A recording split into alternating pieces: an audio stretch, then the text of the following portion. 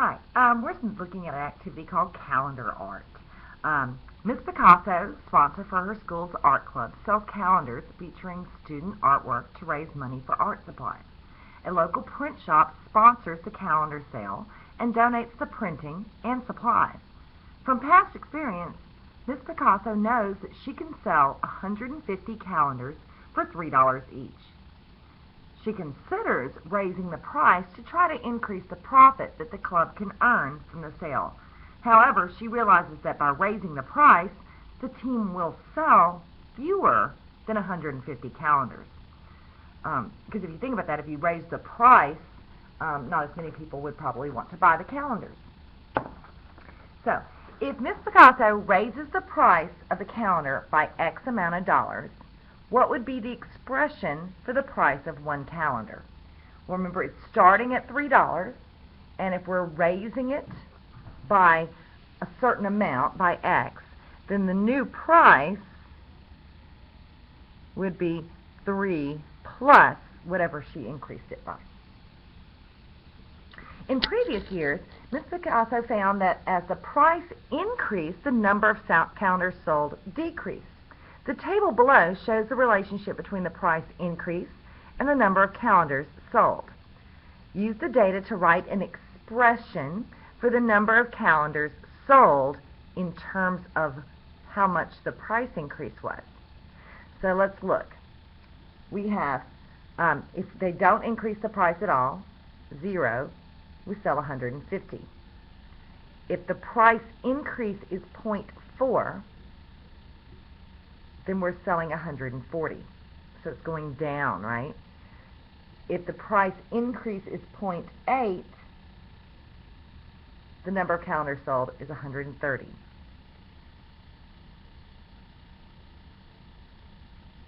Increase is 1.2, $1.20.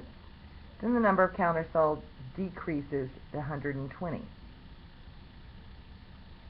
So take a moment and think about how we could write an expression that looks at this.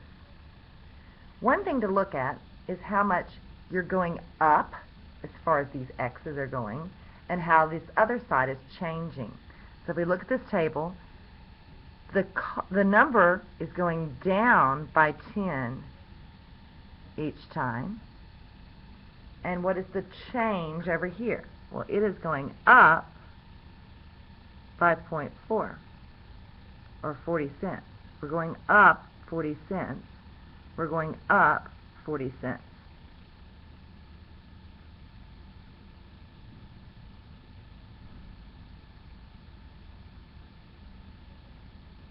So let's think about this.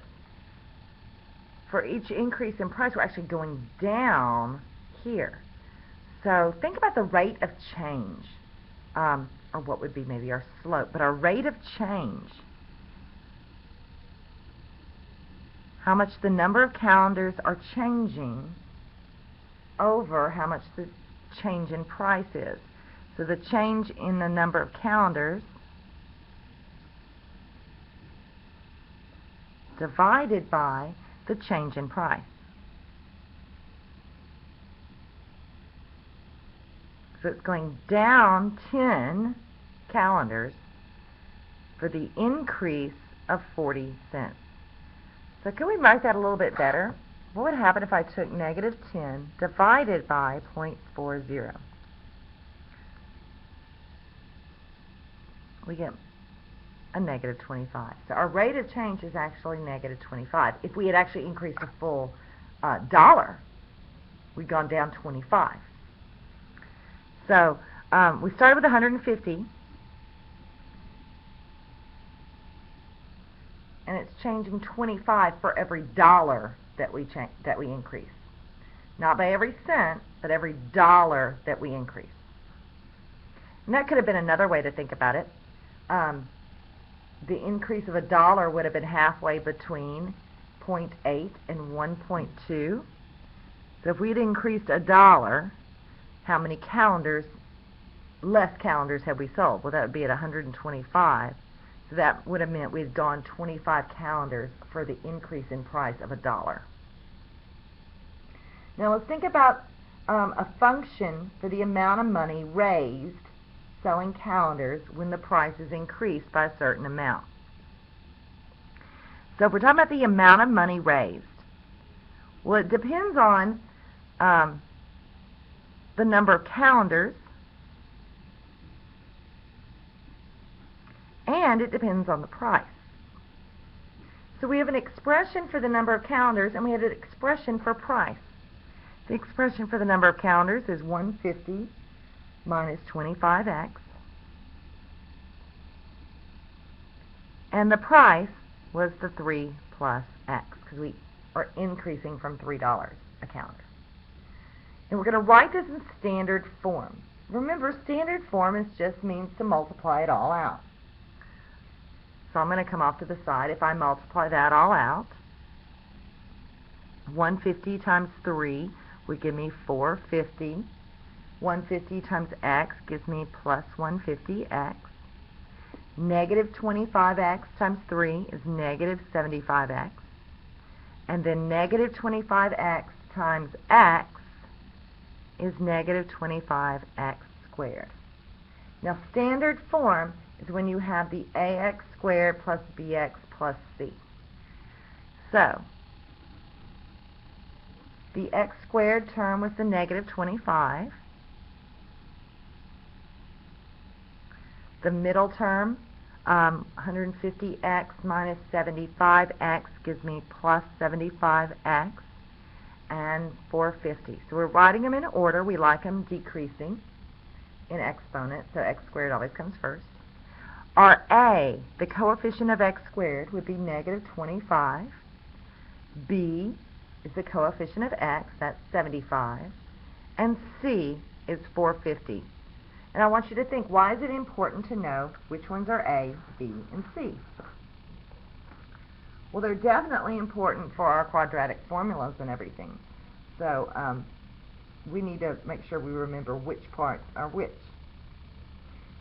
Now, in the next part, we're actually going to graph this function.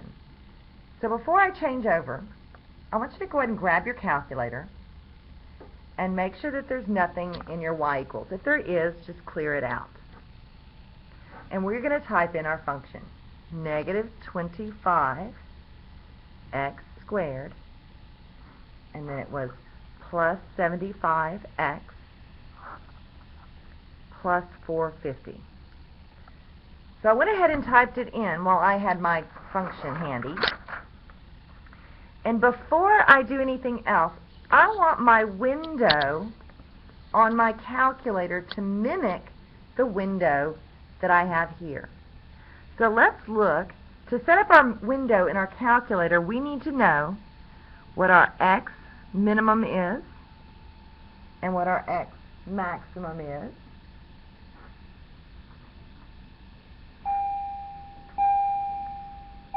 And we also need to know what the scale is.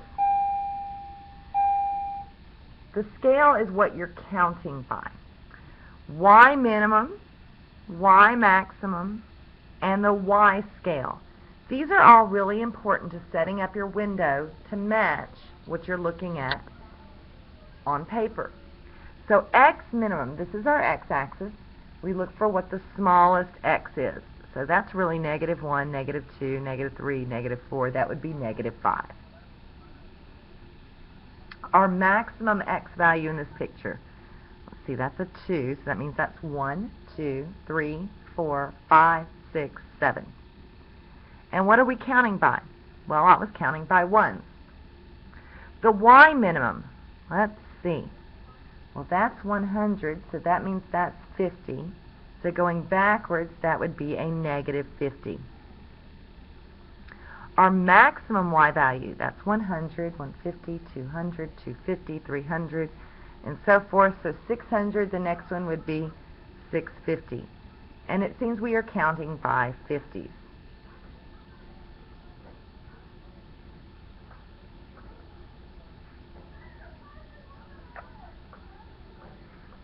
So we had our equation. Now we're going to make our window match the window of the problem. Right now, it's totally different. So I'm going to change it and make sure the x-min matches. I'm typing in negative 5. X max needs to match 7. X scale 1, that's good. Y minimum negative 50. Y maximum should be 650, not 12, so I'm going to change that. Y scale is supposed to be 50. And we're first just going to look at the graph and see what it looks like.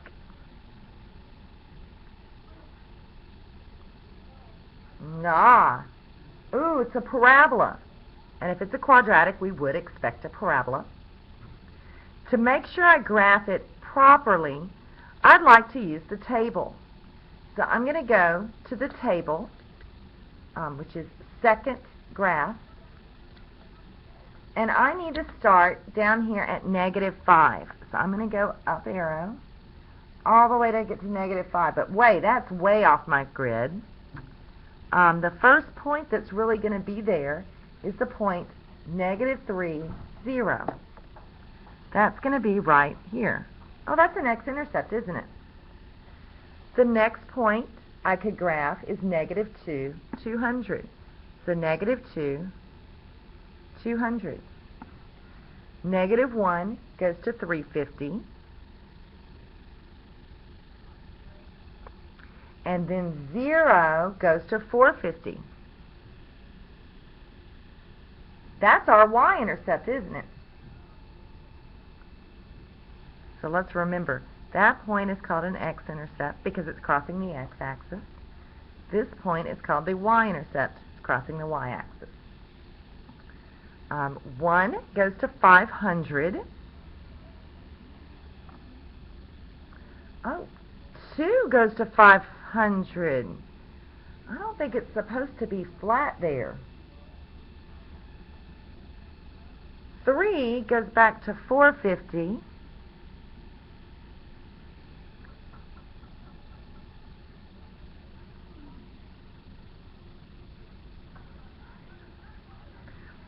Four goes to 350.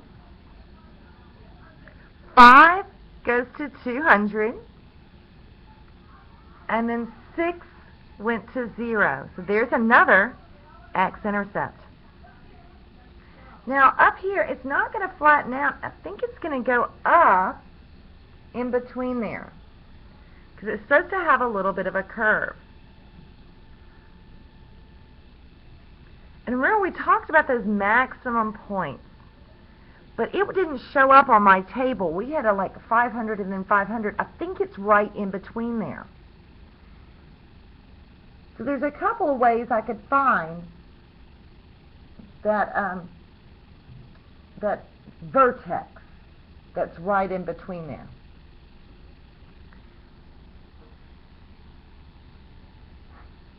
One way is to change my table setup. Instead of counting by 1s, if I counted by 0.5 and see if I can find it that way. So I could change my table setup starting at 0, but instead of counting by 1s, count by 0.5. Let's go back to the table now.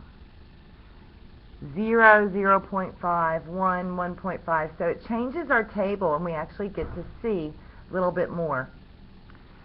There was 500 and there was 500. I think that the vertex was going to be right in the middle of that, because it's very symmetrical, at 1.5 and then 506. So it really is just a little bit above there.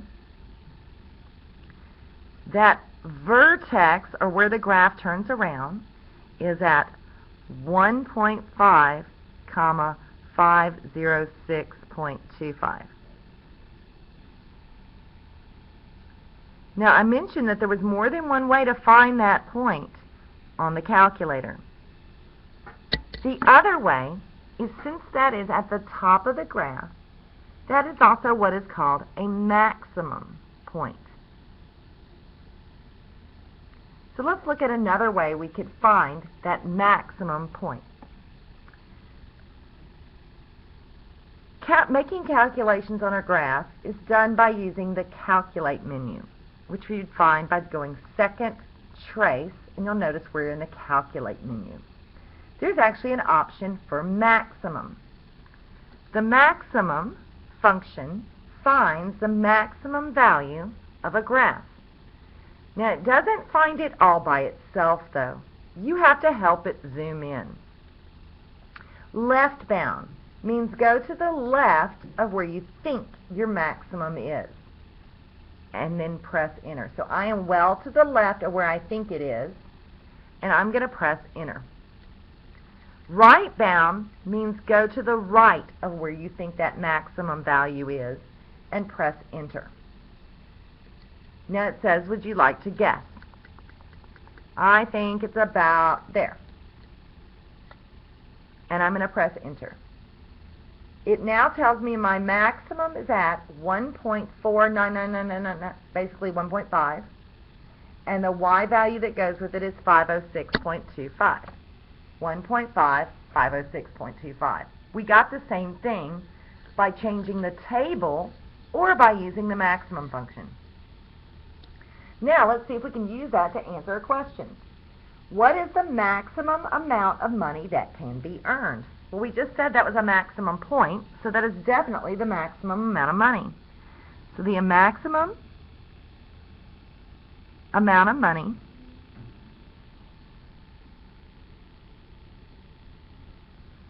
earned is $506.25.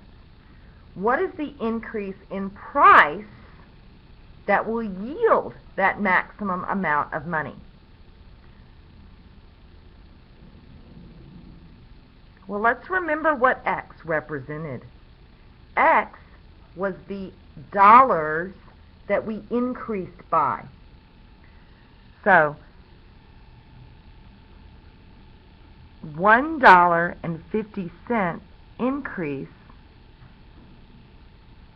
will give us the maximum money earned.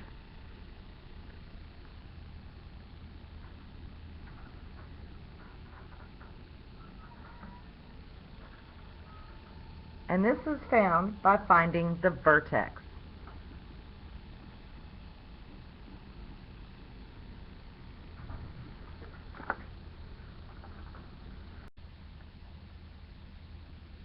Okay, we said that the vertex is where we found that information. That vertex, in this case, is called our maximum because it was at the top of the graph. But you also sometimes have parabolas where it's going like this. If that was the case, it would be called the minimum. Now, there is a way to find the vertex without having to use the calculator or the graph and all that, which could come in handy, especially if it's not even numbers. The x-coordinate of the vertex can be found by using x equals negative b over 2a. That should remind you of something. It's part of the quadratic formula. It's not the part with the square root, but it's the rest of it. So let's try it and see if we get the same thing. If we use that on the function we just had,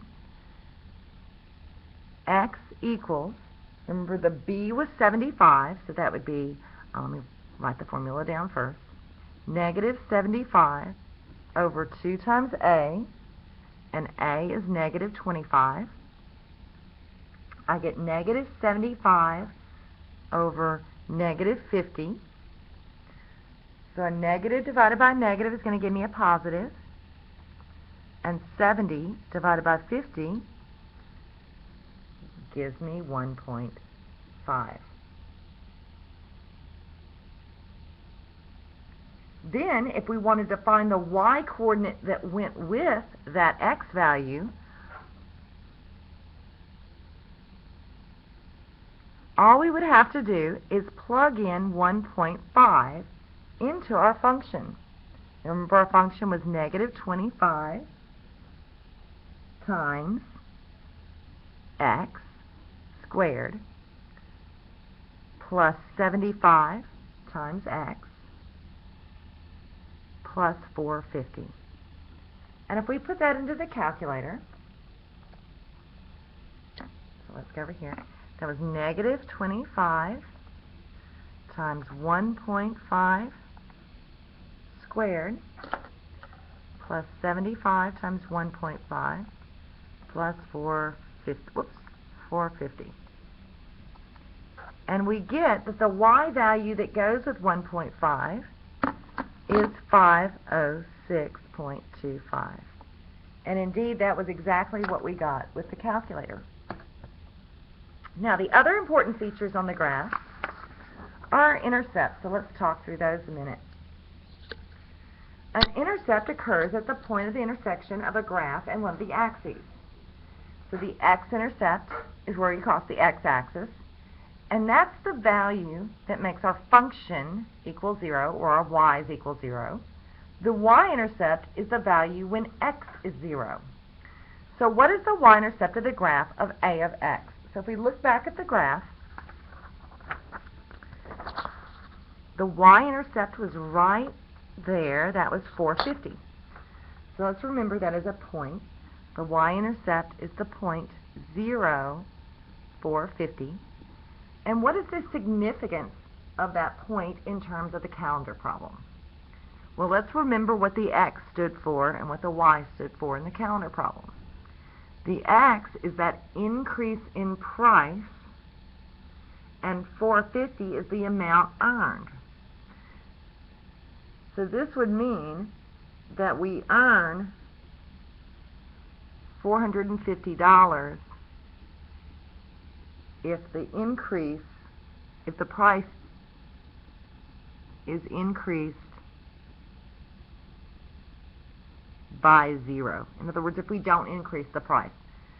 So that is how much they would have made if they kept the price at $3. And remember, they said if they kept the price at $3, they were going to sell 150 calendars. So it makes sense that $3 a calendar, 150 calendars, would be $450. Now let's look at the x-intercepts of the problem. And there are two of them. If you look back at your graph, there was one x-intercept at -3. And the other one was at the point 6, 0. And what is the significance in this problem?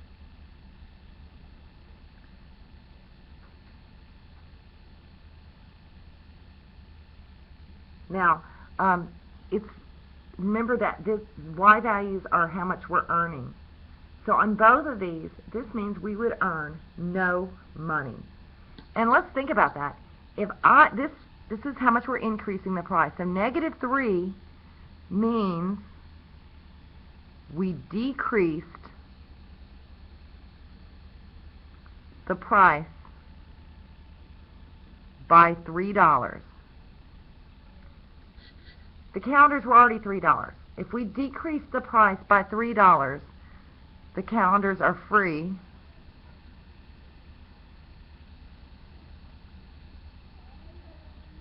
And we make no money.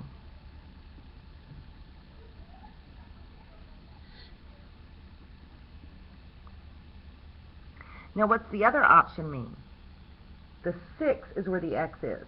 So that means we would increase the price by $6.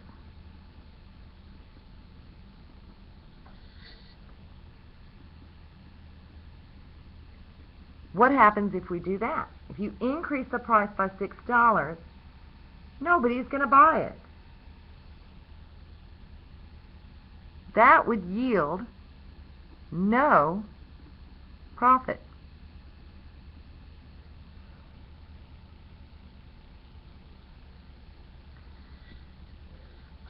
Now remember, one way to find the x-intercepts is to find the solutions of your equation when you set it equal to 0. In other words, when you let your f of x or your y be 0.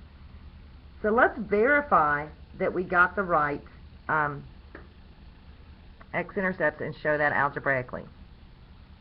So our equation was -25x squared plus 75x plus 450. And if we set that equal to 0, we would be able to find our roots or our x-intercepts. Now let's see. Let's divide both sides by -25 and make this a little bit easier to work with. If divide negative 25 by negative 25, I'll get a 1. So 1x squared would be x squared. 75 divided by negative 25 is 3. 450 divided by negative 25 is going to give me, use your calculator if you're not sure, 450 divided by negative 25 gives me negative 18 equals 0 divided by anything is 0. X squared plus 3x minus 18. Remember, we have several ways to solve this.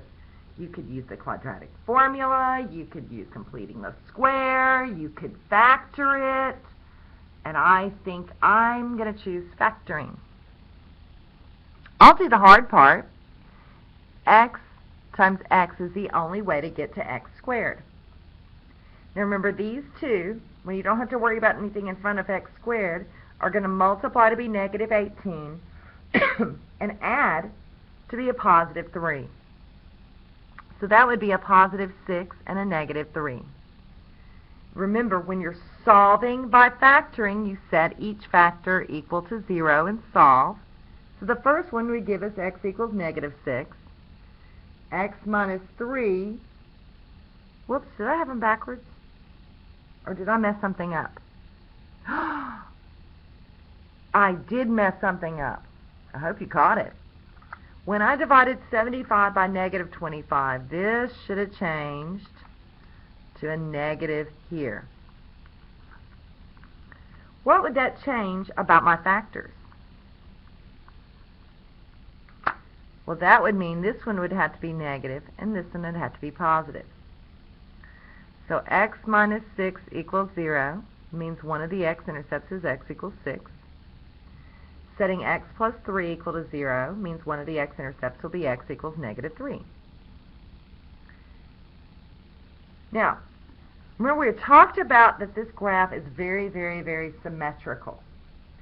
So the next thing I want to look at is what would be the exact middle between those x-intercepts. If I found the average of those x-intercepts, average of 6 and negative 3, let's see what we get. The average of those would mean I'd take 6 plus negative 3 and divide by 2. That gives me a 3 divided by 2, which is 1.5. Guess what? That was that x coordinate of our vertex. It is also the symmetrical center. So let's look over here, back on my graph. That at that 1.5.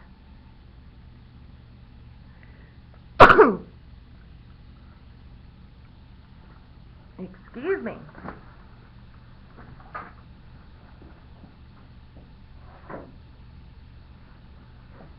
Oh, I didn't mean to sneeze right on the camera.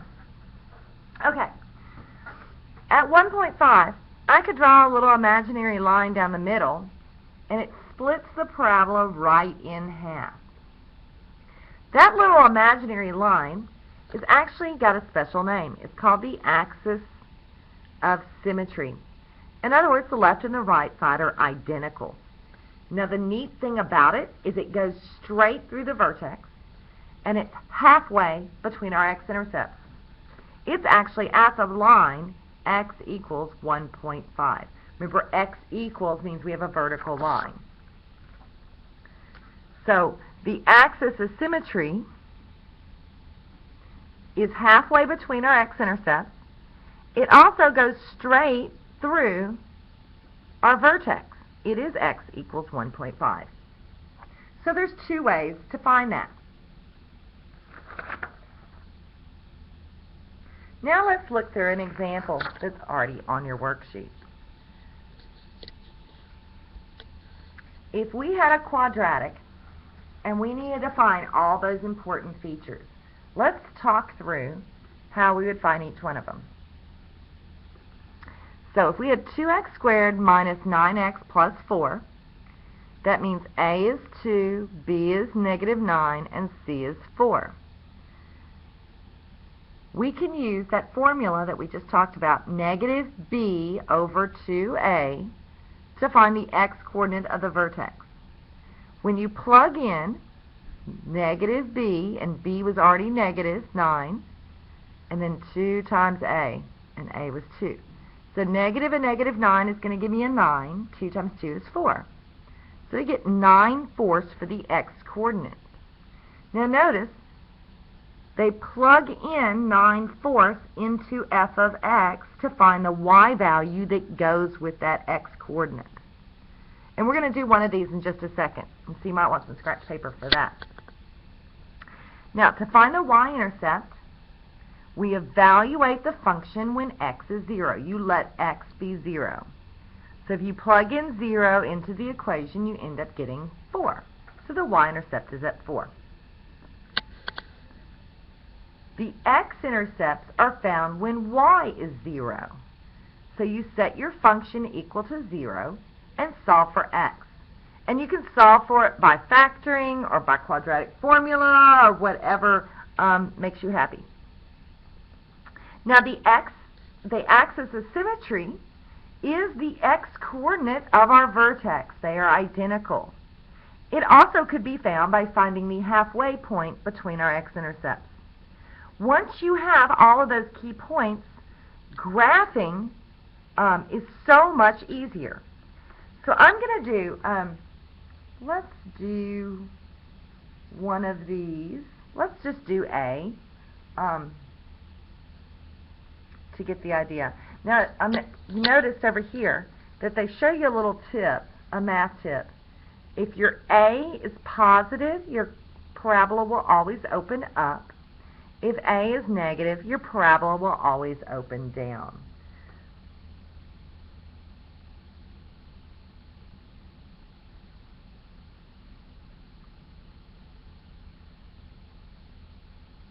Actually, I said let's do A, but let's do C instead because there is something in front of it. So before we do anything else, let's talk through the examples. This one is x squared in front, so this one would open up. This one is a negative in front, so it would open down. This one is positive, so it would open up. Negative would open down. I'm going to do this extra example, A, to make sure we're on the right track. And I'm actually going to grab some graph paper. So if you'd like to pause and grab graph paper, you can. Or you can just follow along, because it's very much like the example that was up there. So I decided I was going to do C, which is f of x equals 2x squared plus 8x plus 3. So remember all our parts. A is 2, B is 8, and C is 3. So to find the vertex, we start by finding the x-coordinate. The x-coordinate is found by the formula x equals negative b over 2a. B is 8, so that'll be negative 8, and we'd have 2 times 2. So that's negative 8 divided by 4, which is a negative 2. Now that's just the x-coordinate of the vertex. It is a point, and a point always has an x and a y. To find the y-coordinate, we plug in that x value into our function. So we need to evaluate f when x is 2. So you'd have 2 times negative 2 squared plus 8 times negative 2 plus 3. Negative 2 squared is 4, so 4 times 2 is 8. This would be a negative 16. So I would end up with, that'd be a negative 8 plus 3. I believe I get a negative 5. So my vertex is at negative 2, negative 5. Now the next thing they asked for was the y-intercept. Y-intercept is pretty easy to find when you're looking for it in an equation. We let x be 0. So we're evaluating the equation when x is 0. 2 times 0 squared plus 8 times 0 plus 3. Oh my goodness. Those go away, and we're just left with 3. So the y-intercept is the point 0, 3. The x-intercept is found when y is 0. So let y be 0. Or in our case, f of x. We set our function equal to 0. And we would solve it. So let's see. I'm not sure if it factors or not. So one thing we can do is use the quadratic formula. You could also do completing the square if you like that. Negative b, so that would be negative 8 plus or minus square root of b squared minus 4 times a times c all over 2a. So there I'd have 8 squared minus 4 times 2 times 3. That gives me 40 underneath over 4. We can make it a little bit prettier. Square root of 40, you've got 4 times 10, so that would be 2 root 10. But the point is, on this one, it is going to be decimals for our x-intercepts.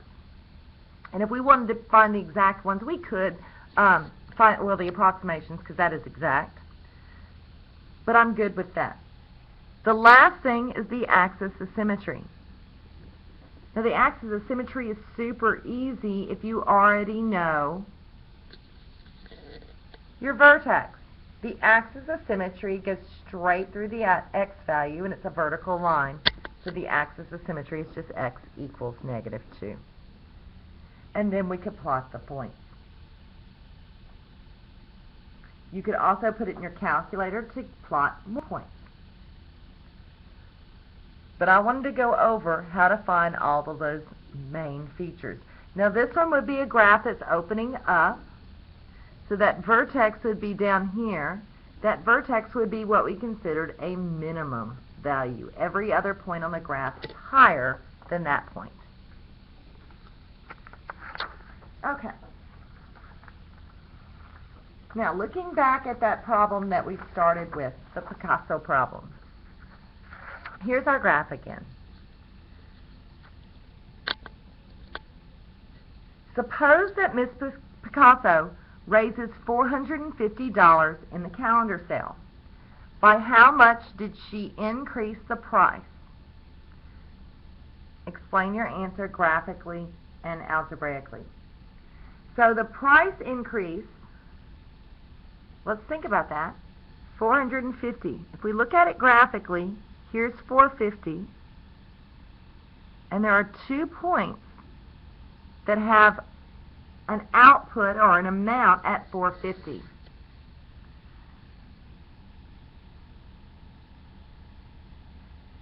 Graphically,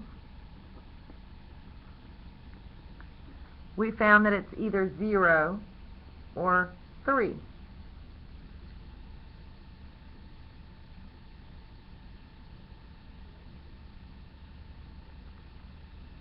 Because those are the points that have a y value of 450. Now, algebraically, those points will be found by taking 450 equals negative 25x squared plus 75x plus 450. I'm going to get everything to one side, so I'm going to subtract the 450. Oh, but that makes it interesting down here. I end up with nothing as my constant. I'm going to divide both sides by negative 25, and so I'll get 0 equals x squared. That's going to give me a minus 3x. Now this is interesting because I only have 2 terms. So I'm going to see if I have a greatest common factor. What do these 2 terms have in common? They both have an x. I can undistribute it. X times what gives me x squared? An x. X times what is negative 3x? Well, that would be a negative 3. It is now technically factored. This x is one factor, and x minus 3 is the other one. You literally set each factor equal to 0 and find the x value that makes that true. 0 is one of them, 3 is the other. Now remember what these mean. They mean that she increased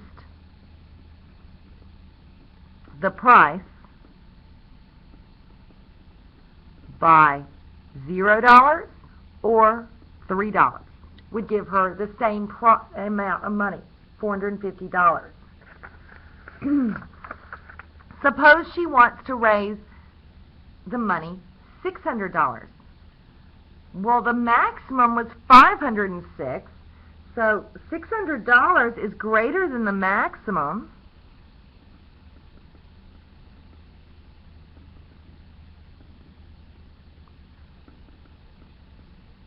And that would be talking about it graphically. Now, algebraically, how could we prove that she can't have $600? Well, you would take your equation, or your function, and set it equal to $600 as your amount that you want. And we would need to solve for x. So this is algebraically solving the equation. I'm going to subtract the 600.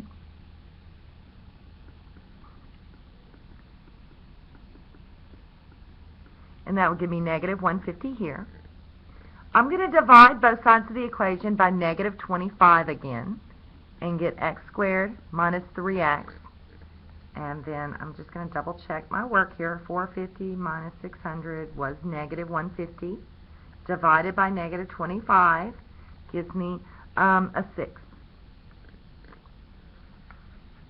If I try to use that in the quadratic formula, negative b would be 3 plus or minus square root of b squared, which is 9, minus 4 times a, which is 1, times c, which is 6, all over 2 times a. Notice what happens.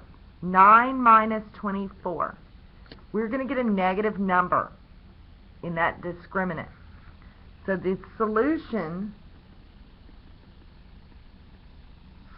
are complex. That doesn't exist on our graph.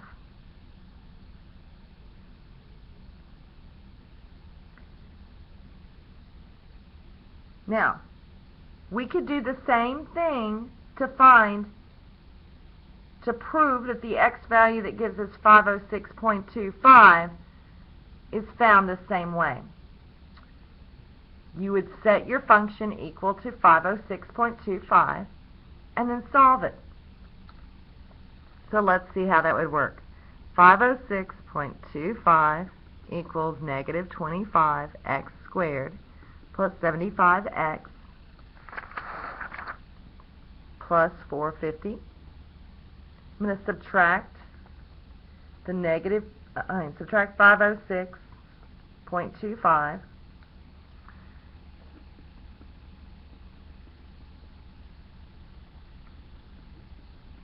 Now this time, I'm not so sure if I want to divide everything by negative 25.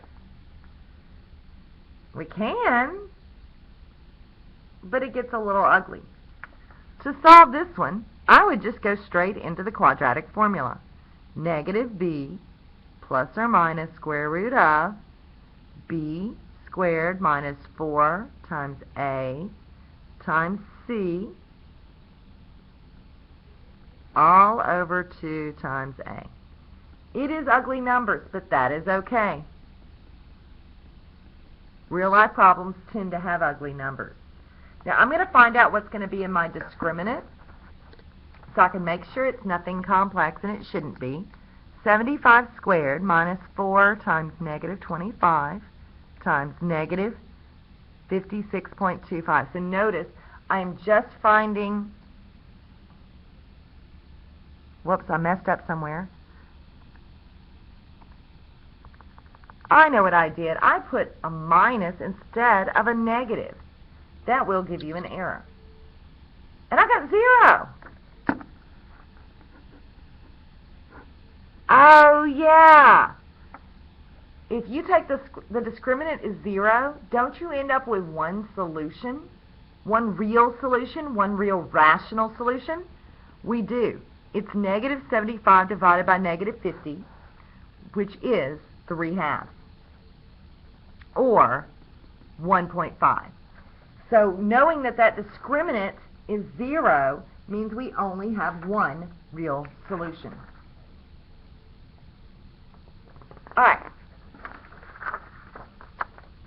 Now, what price increase would yield $500 in the calendar sale?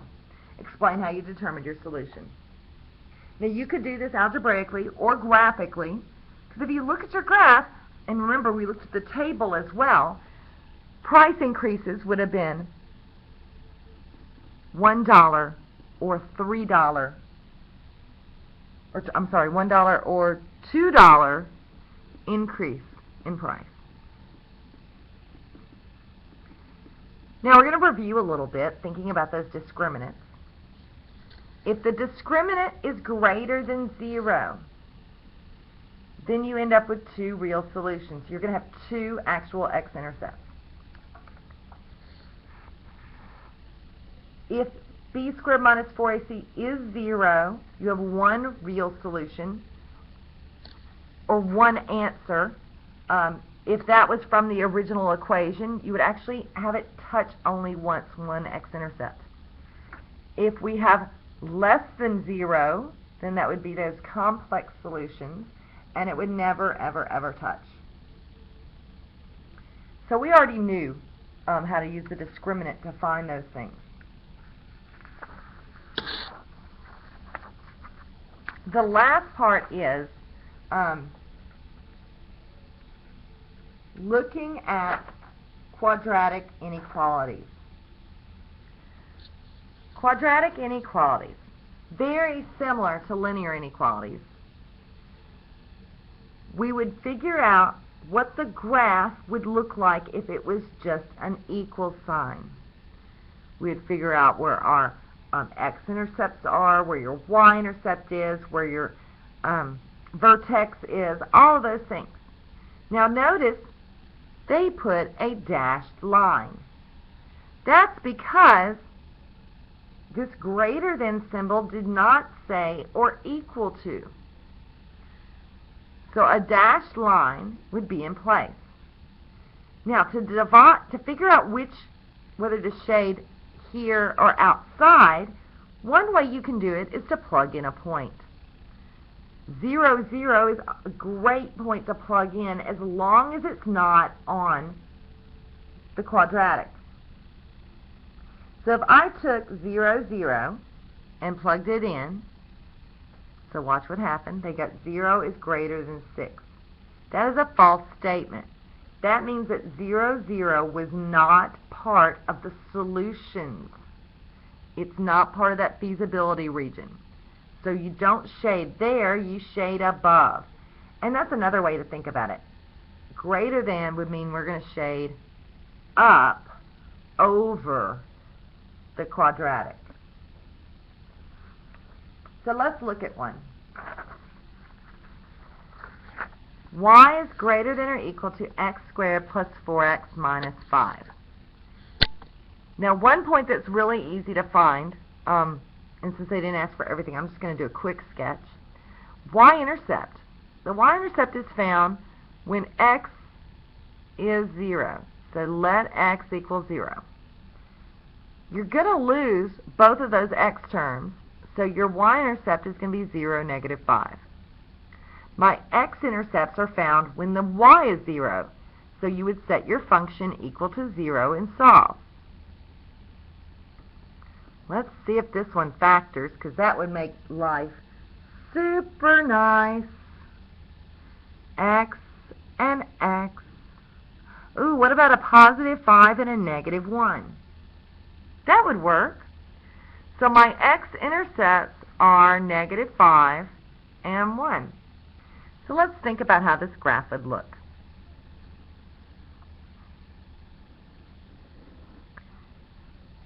Negative 5 for a y-intercept. 1, 2, 3, 4, 5. X is negative 5. 1, 2, 3, 4, 5. And x equals 1. So this graph is going to open up. It's positive. This is going to be a solid graph.